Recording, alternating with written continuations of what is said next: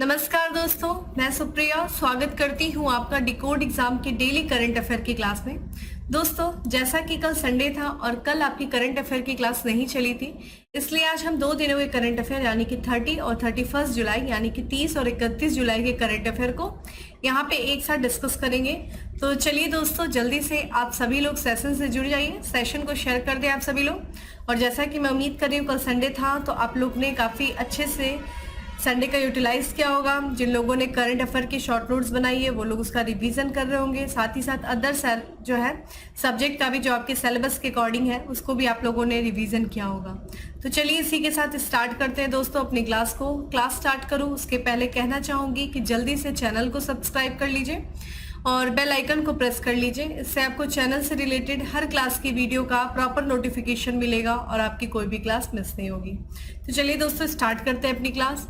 तो आज की क्लास में दोस्तों हमारा सबसे पहला प्रश्न है कि निम्न में से किस देश ने वीसी यशवंत खाड़गे सुंडियाल स्मारक का उद्घाटन किया है? तो किस देश ने किया है दोस्तों वीसी यशवंत खाड़गे सुंडियाल स्मारक का जो उद्घाटन किया गया है? ऑप्शन आप देख रहे हैं। देखिए, जब भी मैं क्वेश्चन को रीड करूं तो आप लोग भी ऑप्शन देख के साथ में आंसर करते रहा करिए कमेंट बॉक्स में, और उसी के साथ साथ वीडियो को शेयर भी करते रहिए और साथ ही साथ लाइक करिए और आंसर करिए।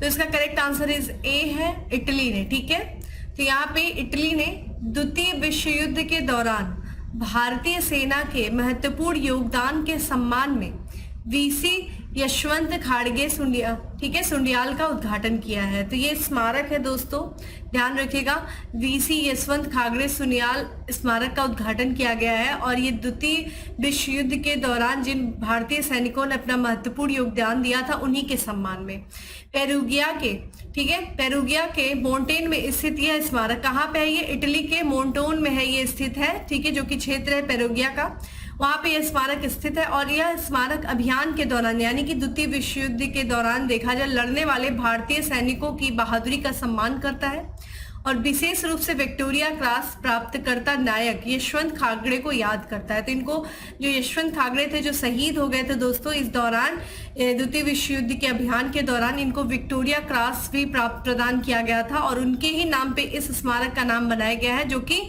ऊपरी तीवर घाटी की ऊंचाइयों पर लड़ते हुए ये शहीद हुए थे, मारे गए थे। स्मारक का आदर्श वाक्य देखिए क्या है? ओमियंस ईओडेम सोल, यानी कि अगर हिंदी में देखा जाए तो हम सभी एक ही सूर्य के नीचे रहते हैं, इसका ये अनुवाद है, इसका आदर्श वाक्य है इस स्मारक का। इसमें देखा जाए अगर हम बात करें तो यहाँ पे कितने सैनिक मारे गए थे भारतीय सैनिक? तो 23,722 जो भारतीय सैनिक थे वो द्वितीय विश्व युद्ध में मारे गए थे और साथ ही साथ जिसमें से 5,782 ने अपना सर्वोच्च बलिदान दिया था। उनकी स्मृति पूरे इटली की बिखरी हुई 40 राष्ट्रमंडल युद्ध कब्रों में जीवित है और उन्हें सदैव याद भी किया जाता है। ठीक है, तो द्वितीय विश्व युद्ध के दौरान जिन भारतीय सैनिकों ने अपनी जान गंवाई थी उन्हीं के सम्मान में, उनके द्वारा दिए गए योगदान के सम्मान में दिल्ली में जो है वीसी यशवंत खाड़गे सुंडियाल स्मारक के नाम से स्मारक का स्थापना की गई। ठीक है, ध्यान रखिएगा। अगले प्रश्न की तरफ बढ़ते हैं। अगला प्रश्न है कि अखिल भारतीय बाघ गणना के अनुसार किस राज्य में सबसे अधिक बाघ है? जैसा कि अभी 29 जुलाई को दोस्तों मनाया गया है अंतर्राष्ट्रीय बाघ दिवस, उसी के दौरान नई बाघ गणना जो है वो आई है, जिसमें बात करें कि किस राज्य में सबसे अधिक बाघ है। तो अभी भी देखिए टाइगर स्टेट का जो दर्जा है वो मध्य प्रदेश को ही है और मध्य प्रदेश जो है वो सबसे अधिक बाघों का घर वाला राज्य है। आइए इसके बारे में बात करते हैं। तो 29 जुलाई को जैसा कि विश्व बाघ दिवस या फिर अंतर्राष्ट्रीय बाघ दिवस जो है मनाया जाता है, उसी के अवसर पर कार्बेट टाइगर रिजर्व में केंद्रीय राज्य मंत्री अश्विनी कुमार चौबे ने अखिल भारतीय बाघ गणना ऑल इंडिया टाइगर एस्टिमेशन 2022 की विस्तृत रिपोर्ट जारी किया है। ठीक है, तो अखिल भारतीय बाघ गणना की अभी हाल ही में रिपोर्ट जारी किया गया है और इस रिपोर्ट के अनुसार जैसा कि 2018 में बाघों की संख्या कितनी थी? 2967 थी, जो कि 2022 में बढ़कर के 3682 हो गई है। ठीक है, तो देखा जाए इस समय 3700 लगभग हो चुका है, उस समय देखा जाए लगभग 3000 समथिंग थी, अब 3700 हो चुका है लगभग। देखा जाए तो कितनी है टोटल? 3682 जो है वो बाघ है नए बाघ जनगणना के अनुसार। ठीक है, 2022 के। इसके साथ ही भारत की बात करें, दुनिया के जो है लगभग 75% बाघ आबादी का हैबिटेट है, मतलब दुनिया में जितने भी बाघ पाए जाते हैं उनका 75% बाघ कहाँ पे पाया जाता है दोस्तों? भारत में पाया जाता है। देखिए 9 अप्रैल की बात करें दोस्तों, जब टाइगर प्रोजेक्ट टाइगर जो कि लॉन्च किया गया था 1973 में दोस्तों, 1 अप्रैल 1973 को, तो प्रोजेक्ट टाइगर के जो है 50 वर्ष पूरे होने के उपलक्ष्य में 9 अप्रैल की बात करें तो मैसूर में, ठीक है, मैसूरू नहीं है, मैसूर में जो है प्रधानमंत्री नरेंद्र मोदी ने बाघों, ठीक है, भारत में बाघों की न्यूनतम आबादी कितनी घोषित की थी? 3167, यानी कि 3167 घोषित की थी, जो कि कैमरा ट्रैप क्षेत्र में संख्या के अनुसार पर अधिक था। ठीक है, ध्यान रखिएगा, जो कैमरे में ट्रैप हुए थे, जो कैमरे लगाए गए थे, उन कैमरों में जो ट्रैप हुई थी उनकी जनसंख्या के, जो कि गैर कैमरे ट्रैप्ड जो जनसंख्या, इसमें काउंट नहीं किया गया था। अब की जो गणना आई है, जनगणना जो अभी आई है बाघों की, उसमें देखा जाए कैमरा ट्रैप्ड और ध्यान रखिएगा गैर कैमरा ट्रैप्ड, इनके आधार पर, दोनों के आधार पर जो है बाघों की जनगणना की गई। तो उपस्थित क्षेत्रों में, ठीक है, भारतीय वन्यजीव संस्थान के द्वारा जो डेटा के विस्तृत विश्लेषण किया गया, उसमें बाघों की संख्या जो कि ऊपरी सीमा देखा जाए तो 3925 है, यानी कि 3927 है, और औसत जनसंख्या का कितना अनुमान है? 3682 है।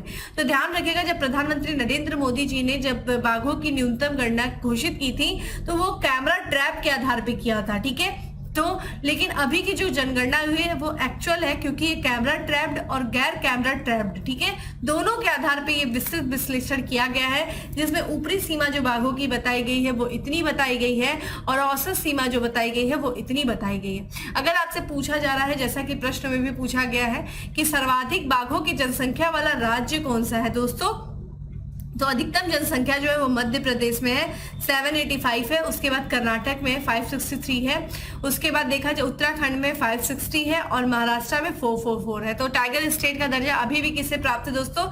एमपी में है। और यहाँ पे देखिए काफी डिफरेंस है मध्य प्रदेश और कर्नाटक में जो बाघों की जनसंख्या है, ठीक है।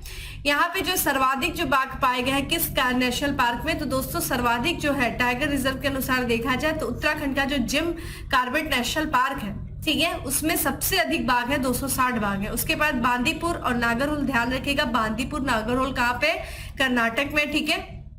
बांधवगढ़ ये भी मध्य प्रदेश में है, इसमें इतने हैं। दुधवा दोस्तों ध्यान रखिएगा उत्तर प्रदेश में है। मधुमलाई दोस्तों तमिलनाडु में है। कान्हा ध्यान रखिएगा ये भी मध्य प्रदेश में। काजीरंगा दोस्तों असम में है, ठीक है। फिर हम बात करें सुंदरवन पश्चिम बंगाल। टाडोबा दोस्तों महाराष्ट्र में है, ठीक है। सत्यमंगलम दोस्तों कहाँ पे है? ये भी तमिलनाडु में है। और अगर पेंच देखा जाए तो ये मध्य प्रदेश में है। तो ये ध्यान रखिएगा, ये है जिन जिन, ठीक है, टाइगर रिजर्व में बाघों की संख्या उसके अनुसार पे ये चीज बताई गई है।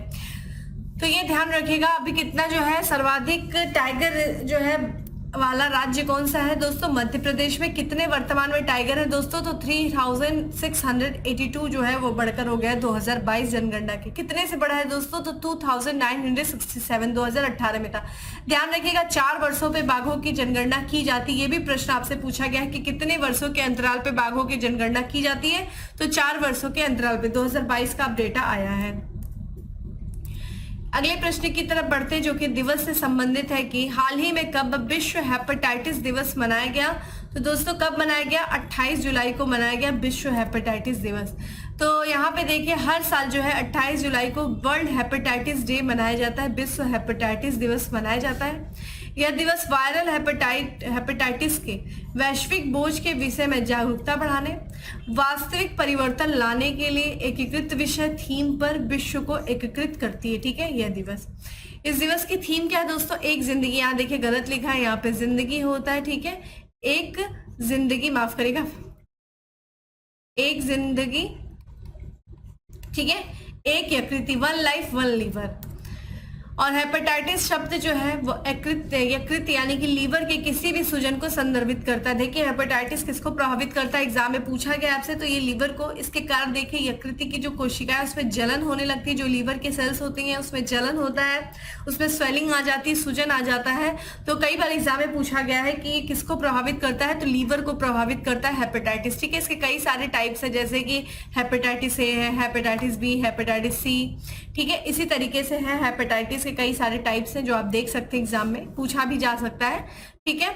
यहाँ पे कुछ अन्य दिवस भी हम बात कर लेते हैं, जैसा कि हम लोगों ने अभी डिस्कस किया कि 29 जुलाई को अंतरराष्ट्रीय बाघ दिवस मनाया जाता है हर साल, ठीक है। 2010 से मनाया जा रहा है, 13वां अंतरराष्ट्रीय बाघ दिवस था। इस दिवस का बेसिकली उद्देश्य क्या है? तो विश्वव्यापी प्रणाली का निर्माण करना, जो बाघों और उनके प्राकृतिक आवासों की रक्षा के लिए समर्पित होगा। ठीक है, अंतर्राष्ट्रीय बाघ दिवस जो पहली बार मनाया गया था दोस्तों, वो बनाया गया था 2010 में, सबसे पहली बार मनाया गया था। वहीं पे हम बात करें 28 जुलाई को एक दिवस और मनाया जाता है, विश्व प्राकृतिक संरक्षण दिवस। ठीक है, तो विश्व स्तर पर जो है हर साल 28 जुलाई को विश्व प्रकृति संरक्षण दिवस मनाया जाता है। इस दिवस का उद्देश्य है प्रकृति एवं जैव विविधता के संरक्षण के महत्व के बारे में जागरूकता बढ़ाना है। इस वर्ष दिवस का विषय क्या है? वन और आजीविका, लोगों और ग्रहों को कायम रखना है। ठीक है, तो ध्यान रखिएगा, इस दिवस का विषय क्या है? वन और आजीविका, लोगों और ग्रहों को कायम रखना है। ठीक है, तो ये इस दिवस की थीम रहेगी।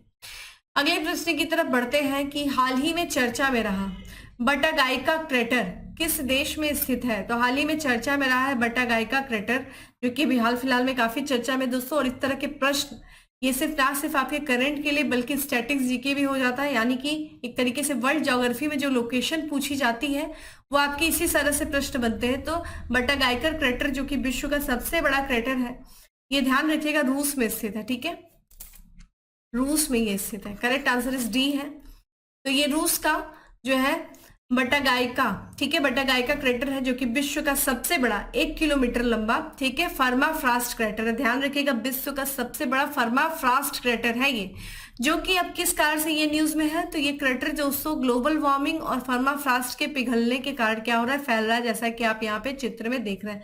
तो ग्लोबल वार्मिंग की वजह से जो बर्फ पिघल रही है, ठीक है, उसकी वजह से ये क्रेटर क्या हो रहा है दोस्तों? फैल रहा है, जिस कारण से इस क्रेटर जो है चर्चा में है। तो ध्यान रखिएगा, आपसे पूछा जाए कि विश्व का सबसे बड़ा परमाफ्रॉस्ट क्रेटर कौन सा है? तो बटागाइका क्रेटर है, जो कि कहाँ पे स्थित है? रूस में स्थित है। निवर्णीकरण से, ठीक है, निवर्णीकरण यानी कि ध्यान रखिएगा जो वनों की कटाई हो रही है से भूमिगत परमाफ्रॉस्ट पिघलने लगा है, जिससे रूस के शाखा गणराज्य में क्रेटर का विकास हुआ है। इसमें खतरनाक जैविक कार्बन भी मौजूद है जो कि ग्लोबल वार्मिंग को बढ़ा रहा है। तो जैविक कार्बन भी रिलीज हो रहा है, जिसकी वजह से ग्लोबल वार्मिंग और बढ़ रहा है। ठीक है, परमाफ्रॉस्ट बात करें दोस्तों क्या होता है? तो परमाफ्रॉस्ट जो होता है ये वह भूमि होती है जो लगातार कम से कम 2 वर्षों तक पूरी तरह से जमा रहती है। ठीक है, बर्फ से जो पूरी तरीके से लगातार 2 वर्षों तक जमा रहती है, ठीक है, उसी भूमि को हम क्या कहते हैं? परमाफ्रॉस्ट कहा जाता है। लगभग जो है इतनी 32 फ़ारेनहाइट डिग्री या फिर 0 डिग्री सेंटीग्रेड या उससे अधिक ठंड। ठीक है, तो यानी कि 0 डिग्री पे जो भूमि 2 साल या उससे अधिक समय तक पूरी तरह से लगातार जमी रहती है, उस भूमि को परमाफ्रॉस्ट कहा जाता है। ठीक है, परमाफ्रॉस्ट यह अस्थायी रूप से जमे हुए मैदान, ऊंचे पहाड़ों वाले क्षेत्रों और भूमि के उच्च अक्षांशों में सबसे आम है। उत्तरी और दक्षिणी ध्रुव के पास ये पाए जाते हैं। ठीक है, ये बहुत आम है, ऐसे क्रेटर वहां देखने को मिल जाते हैं। चूंकि अभी ये बात करें तो ये सबसे बड़ा था। ठीक है, बटागाइका क्रेटर परमाफ्रॉस्ट क्रेटर था, ये सबसे बड़ा था। ठीक है, तो जो कि रूस में है और ये ग्लोबल वार्मिंग के कारण ये पिघलने लगा है। ठीक है, आइए यहाँ पे और भी बात कर लेते हैं। यहाँ पे देखिए एक Wadia institute of Himalayan geology है। ठीक है, इसके जो वैज्ञानिक है उन्होंने एक अध्ययन किया और उस अध्ययन में ये पाया कि तेजी से जो बर्फ पिघल रही है, उस बर्फ पिघलने के कारण लद्दाख का एक ग्लेशियर है, ठीक है, जिसका नाम है परकाचिर ग्लेशियर। ठीक है, यह ध्यान रखिएगा, पारकाचिर ग्लेशियर है जो कि लद्दाख में स्थित है और लगातार बर्फ पिघलने के कारण ये ग्लेशियर भी पिघल रहा है और इस ग्लेशियर के पिघलने के कारण इसके आसपास जो है 3 हिमनद झीलें जो है वो बनने की संभावना है। ये बात किसके द्वारा बताई गई? तो Wadia institute of Himalayan geological के जो वैज्ञानिक है उन्होंने अध्ययन में ये पाया है।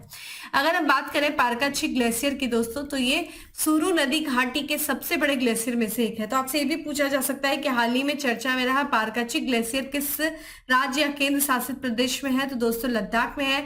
किस नदी घाटी के पास में है? तो ये सुरु नदी घाटी का सबसे बड़ा ग्लेशियर में से एक है और ये 53 वर्ग किलोमीटर क्षेत्र को कवर करता है और कितना मीटर लंबा है? तो ये 14 किलोमीटर लंबा है। सुरु नदी घाटी जो है पश्चिमी हिमालय में दक्षिण जास्कर पर्वतमाला का एक हिस्सा है। ठीक है, तो सुरु नदी घाटी की भी बात किया जाए तो देखिए ट्रांस हिमालय का ये हिस्सा है, पश्चिमी हिमालय में है ये और दक्षिणी, ठीक है, जास्कर पर्वतमाला का एक हिस्सा है। जास्कर है ना वहां पे, ठीक है, तो ये ट्रांस हिमालय का क्षेत्र है। तो ध्यान रखिएगा, ये आपका पारकाचिक ग्लेशियर जो है लद्दाख में स्थित है, सुरु नदी घाटी के सबसे बड़े ग्लेशियर में से एक है। और ये चूंकि ये भी जो है जिस तरीके से ग्लोबल वार्मिंग बढ़ रहा है, तापमान बढ़ रहा है, उसकी वजह से ये ग्लेशियर भी पिघल रहा है और उस ग्लेशियर के पिघलने से इसके आसपास जो है 3 हिमनद झीलें बनने की संभावना है। ये पाया गया एक अध्ययन में जिसको वैज्ञानिकों ने बताया, जिस कारण से ये जो है ग्लेशियर चर्चा में। ठीक है, अगले प्रश्न की तरफ बढ़ते हैं कि किस राज्य में पहली बार किसी ट्रांसजेंडर को जन्म का प्रमाण पत्र दिया गया है। ठीक है, तो प्रमाण पत्र दिया गया है पहली ट्रांसजेंडर को किस राज्य में पहली बार, तो राजस्थान में। ठीक है, तो राजस्थान में जयपुर, ठीक है, ग्रेटर नगर निगम की ओर से राज्य का पहला ट्रांसजेंडर जन्म प्रमाण पत्र जारी किया गया है। ठीक है, आर्थिकी और सांख्यिकी विभाग के निदेशक और जन्म मृत्यु के चीफ रजिस्ट्रार, ठीक है, भंवर लाल बैरवा ने यह प्रमाण पत्र नूर शेखावत को दिया है। नूर शेखावत ने 10 दिन पहले निगम में जन्म प्रमाण पत्र के लिए आवेदन किया था। ठीक है, यहाँ पे हम बात कर लेते हैं राजस्थान से रिलेटेड कुछ और बातें। जैसे अभी हाल ही में प्रधानमंत्री जी ने राजस्थान में कुछ परियोजनाओं का शिलान्यास किया है, तो राजस्थान के सीकर में उन्होंने विभिन्न विकास परियोजनाओं का लोकार्पण किया है। किसने किया दोस्तों, प्रधानमंत्री नरेंद्र मोदी जी ने किया है राजस्थान के सीकर में। इन परियोजनाओं में 1,25,000 से अधिक प्रधानमंत्री किसान समृद्धि केंद्रों का लोकार्पण किया गया। सल्फर युक्त यूरिया की एक नई किस्म यूरिया गोल्ड का शुभारंभ हुआ है। डिजिटल वाणिज्य के लिए मुक्त नेटवर्क में पर 1600 किसान उत्पादक संगठनों को शामिल करना, ये सारी चीजें शामिल है इस विकास परियोजनाओं के लोकार्पण के दौरान।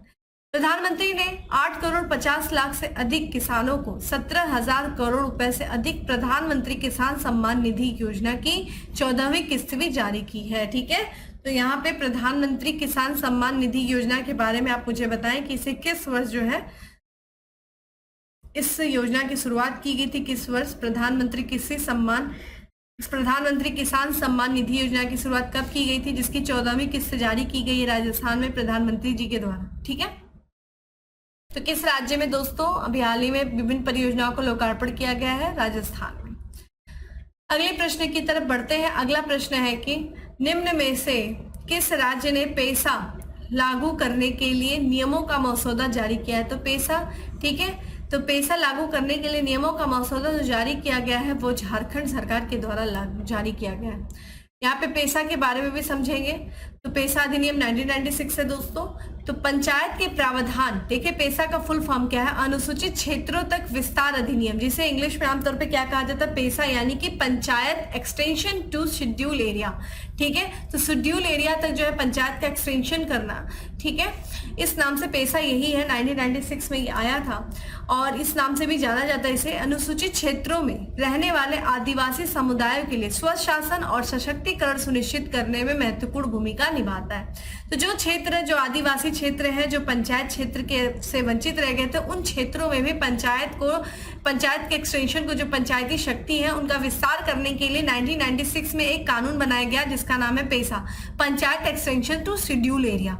ठीक है, यहाँ पे हाल ही में जो कि झारखंड सरकार विचार कर रही है पैसा को लागू करने के लिए, और इसको लागू करने के लिए जो झारखंड सरकार ने राज्य में पैसा को लागू करने के लिए सार्वजनिक परामर्श के लिए मसौदा नियम प्रकाशित किए हैं। ठीक है, पैसा के बारे में देख लेते हैं दोस्तों। पैसा संविधान के किस भाग में, 9वें भाग में।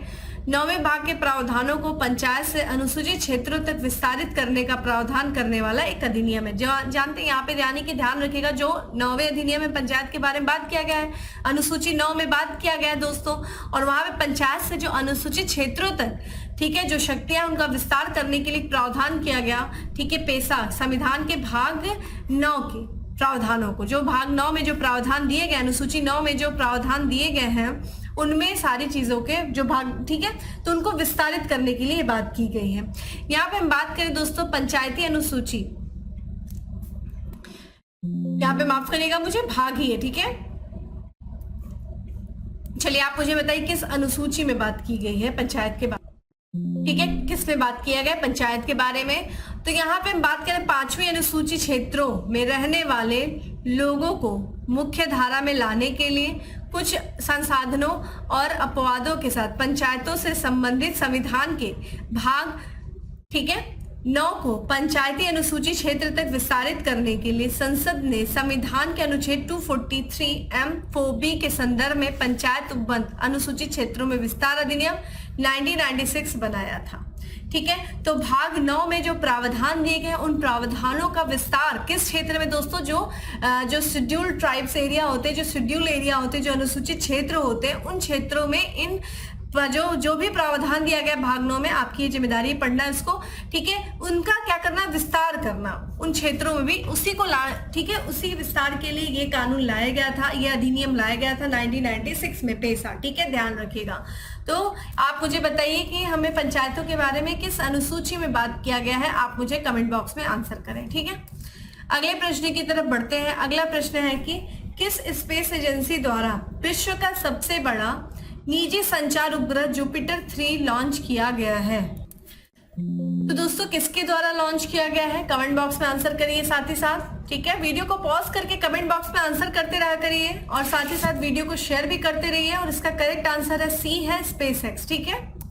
तो यहाँ पे स्पेस एक्स फ्लोरिडा में नासा के Kennedy space centre launch complex 39A से फॉल्कन हैवी रॉकेट का उपयोग करके विश्व के सबसे बड़े निजी संचार उपग्रह जुपिटर 3 को लॉन्च किया। देखिए यहाँ पे इंपॉर्टेंट है, जुपिटर 3 क्या है, ये विश्व का सबसे बड़ा निजी संचार उपग्रह है जिसको लॉन्च किया गया है, ठीक है। स्पेसएक्स ने लॉन्च किया है, कहाँ से किया है, तो ये फ्लोरिडा में जो नासा का कैनेडी स्पेस सेंटर लॉन्च है कॉम्प्लेक्स 39A, उससे फाल्कन हैवी रॉकेट से इसको लॉन्च किया, ठीक है। तो विश्व का सबसे बड़ा निजी संचार उपग्रह जुपिटर 3 है। कैलिफोर्निया के पालो आल्टो में, ठीक है, मैक्सार टेक्नोलॉजीज द्वारा विकसित जुपिटर 3 उपग्रह अब तक निर्मित सबसे बड़े वाणिज्यिक संचार उपग्रह के रूप में रिकॉर्ड रखता है। इंपॉर्टेंट है दोस्तों।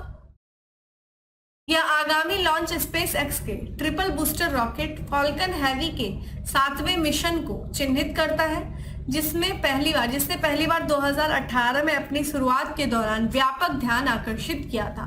तो ध्यान रखिएगा दोस्तों, विश्व का सबसे बड़ा निजी संचार उपग्रह जुपिटर 3 जिसको लॉन्च किया गया स्पेस एक्स के, ठीक है, स्पेस एक्स ने किया है। कहाँ से किया है ये भी आप लोगों ने देखा, किस रॉकेट से किया है, फाल्कन हैवी रॉकेट के माध्यम से किया है। यहाँ पे इसरो से भी रिलेटेड कुछ न्यूज देख लेते हैं दोस्तों कि भारतीय अंतरिक्ष अनुसंधान संगठन यानी कि भारत का जो अंतरिक्ष केंद्र है दोस्तों, अंतरिक्ष संगठन है जिसका नाम है इसरो, इसने हाल ही में यानी कि 30 जुलाई को यानी कि कल सिंगापुर के DSSR उपग्रह को ले जाने वाले ध्रुवीय उपग्रह प्रक्षेपण यानी कि PSLV polar satellite launch vehicle C56, ध्यान रखिएगा सिंगापुर का ये सैटेलाइट है दोस्तों, उपग्रह है, ठीक है, जिसका नाम है DSSAR। इसको ले जाने के लिए, ठीक है, PSLV कौन ले जा रहा है, सिंगापुर का जो है सैटेलाइट ये ले जा रहा है PSLV C56। इसके निर्धारित लॉन्च की घोषणा की है इसरो ने।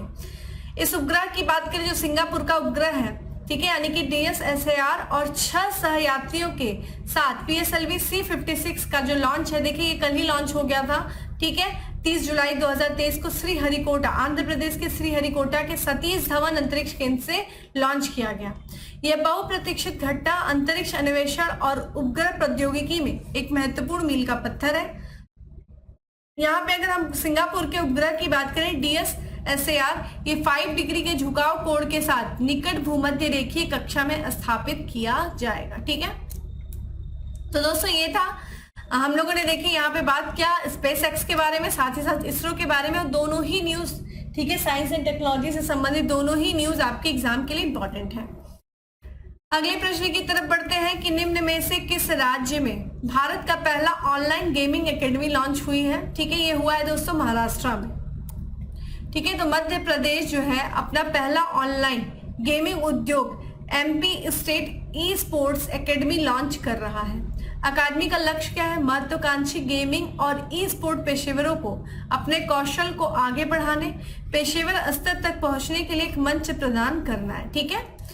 MP junior e sports championship 27 जुलाई को देखिए शुरू हो चुका है और ये 7 अगस्त तक चलेगा। इसमें 10 दिवसीय प्रतिभा खोज टूर्नामेंट होगा।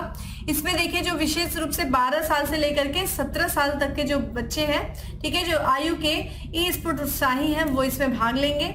यह टूर्नामेंट युवा प्रतिभागियों को शामिल होने, प्रतिस्पर्धा करने, अपने गेमिंग कौशल का प्रदर्शन करने के लिए एक मंच प्रदान करता है, ठीक है। तो यहाँ पे दोस्तों क्या है, भारत का पहला ऑनलाइन गेमिंग एकेडमी लॉन्च हुई कहाँ पे दोस्तों, मध्य प्रदेश में, ठीक है।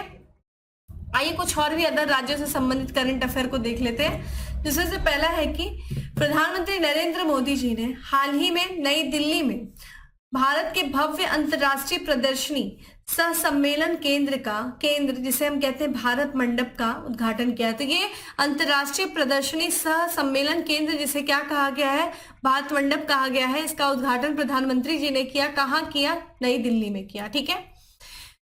लद्दाख में, माफ करिएगा, लद्दाख में पहला पुलिस महिला स्टेशन की स्थापना की गई। तो पहला महिला पुलिस स्टेशन की स्थापना कहाँ की गई दोस्तों? केंद्र शासित प्रदेश लद्दाख में। तीसरा G20 disaster risk reduction working group की बैठक का आयोजन नई दिल्ली या माफ करिएगा चेन्नई में किया गया। तो चेन्नई में जो है तीसरी G20 disaster risk reduction working group की बैठक आयोजित की गई। जम्मू कश्मीर द्वारा भारत की पहली कैनविस मेडिसिन परियोजना का नेतृत्व किया जाएगा। पांचवा हेलीकॉप्टर और लघु विमान शिखर सम्मेलन, ठीक है, हाल ही में मध्य प्रदेश के खजुराहो में आयोजित किया गया। तो ये अन्य जो है अदर स्टेट से रिलेटेड करंट अफेयर जो आपके एग्जाम के लिए इंपॉर्टेंट है उसको देख लिए। अगले प्रश्न की तरफ बढ़ते हैं। अगला प्रश्न है कि निम्नलिखित में से कौन वर्ल्ड सिटीज कल्चर फोरम में शामिल होने वाला पहला भारतीय शहर बन गया है? तो करेक्ट आंसर इज ए है बेंगलुरु। तो बेंगलुरु जो है वर्ल्ड सिटीज कल्चर फोरम में शामिल होने वाला पहला भारतीय शहर बन गया। Most important, world cities culture forum. यह शहरों का, इस फोरम की बात करें तो यह शहरों का एक वैश्विक नेटवर्क है जो अनुसंधान और बुद्धिमत्ता जानकारी साझा करता है और भविष्य की समृद्धि में संस्कृत की भूमिका का पता लगाता है। इस नेटवर्क के वर्तमान में देखा जाए 6 महाद्वीपों के कितने शहर शामिल है दोस्तों? 40 शहर शामिल है। और बेंगलुरु जो है इसमें शामिल होने वाला, इस लीग में शामिल होने वाला नया शहर है, नवीनतम शहर है और भारत का पहला शहर है। और कौन कौन से फोरम में देखा जाए किसके शहर? न्यूयॉर्क हो गया, लंदन हो गया, पेरिस, टोक्यो और दुबई वर्ल्ड सिटीज सेंटर को जो है वर्ल्ड सिटीज कल्चर फोरम का हिस्सा है। तो यहाँ पे ये इंपॉर्टेंट है कि वर्ल्ड सिटीज कल्चर फोरम में शामिल होने वाला पहला भारतीय शहर कौन सा बन गया दोस्तों? बेंगलुरु बन गया है। अगले प्रश्न की तरफ बढ़ते हैं कि निम्न में से किस शहर में पहली बार एशियाई युवा और जूनियर भारोत्तोलन चैंपियनशिप का आयोजन किया जा रहा है? ये किया जा रहा है दोस्तों ग्रेटर नोएडा में। मोस्ट इंपॉर्टेंट क्वेश्चन, ना सिर्फ आपके लिए करंट बल्कि ये स्टेट यानी कि यूपी स्पेशल भी है ये। यहाँ पे केंद्रीय युवा कार्यक्रम और खेल मंत्री श्री अनुराग सिंह ठाकुर ने एशियाई युवा एवं जूनियर भारोत्तोलन चैंपियनशिप 2023 का उद्घाटन किया। यह प्रतियोगिता कहाँ पे आयोजित की जा रही है? तो भारत में पहली बार ग्रेटर नोएडा स्थित गौतम बुद्ध विश्वविद्यालय में पहली बार आयोजित किया जा रहा है। तो ध्यान रखिएगा एशियाई युवा जूनियर भारोत्तोलन चैंपियनशिप का आयोजन भारत में आयोजित हो रहा है। कहाँ पे? ये पहली बार जो है ग्रेटर नोएडा स्थित गौतम बुद्ध विश्वविद्यालय में इसका आयोजन किया जा रहा है। इस प्रतिस्पर्धा में देखें जो कि एक अंतर्राष्ट्रीय प्रतिस्पर्धा है, तो इसमें 30 से अधिक भारतीय भारोत्तोलक भाग लेंगे। ठीक है, ये जो प्रतिस्पर्धा है दोस्तों, ये जो चैंपियनशिप है, ठीक है, एशियाई युवा और जूनियर भारोत्तोलन जो चैंपियनशिप है ये 28 जुलाई को शुरू हुई है और ये 5 अगस्त तक चलेगी। ठीक है, तो ध्यान रखिएगा यहाँ पे पहली बार एशियाई युवा और जूनियर भारोत्तोलन चैंपियनशिप का जो आयोजन किया जा रहा है ग्रेटर नोएडा में कहाँ पे? गौतम बुद्ध विश्वविद्यालय में। यहाँ पे खेल से रिलेटेड कुछ और भी न्यूज देख लेते हैं, जैसे कि आदित्य एस सामंत भारत के 83वें शतरंज ग्रैंड मास्टर बने हैं, जिनकी तस्वीर आप देख रहे हैं। ठीक है, अगले हैं शुभंकर शर्मा ने इंग्लैंड के मर्सीसाइड्स में रॉयल लिवरपूल गोल्फ क्लब में आयोजित 2023 ओपन गोल्फ चैंपियनशिप में सर्वश्रेष्ठ प्रदर्शन हासिल किया है। ये चीज ध्यान रखिएगा। और इनके बारे में बात करें, जिनकी तस्वीर आप देख रहे हैं, देखिए ये उत्तर प्रदेश के झांसी के हैं ये, इसलिए पूछा जा सकता है कि शुभंकर शर्मा संयुक्त राज्य अमेरिका के कैमरून यंग के साथ संयुक्त रूप से 8वें स्थान पे ये रहे हैं। और कहाँ के हैं? झांसी के हैं। ठीक है, तो इस कारण से भी ये पूछा जा सकता है एग्जाम में आपके।